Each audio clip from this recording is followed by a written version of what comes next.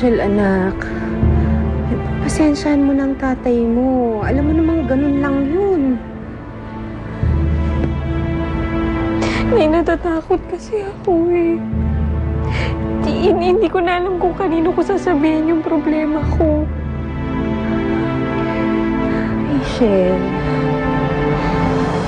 alam mo, dapat kung ano man ang mangyari kay Levi sa loob, kailangan handa ka na. Dahil hindi natin masasabi. Kaysa naman, asa ka ng asa na makakalaya siya kaagad. Alam naman natin na hindi basta-basta yung binangga ni Levi. Ay, natatakot ako sa pwedeng maging kapalit ng kalayaan ni Levi. Hindi kita maintindihan. Makakalaya si Levi? Bakit? Anong kapalit yan sinasabi mo?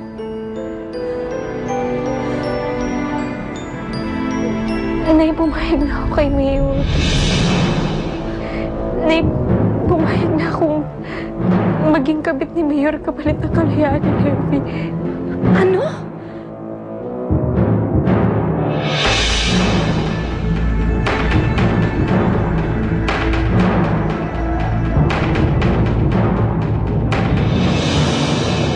Anak, ano nangyari?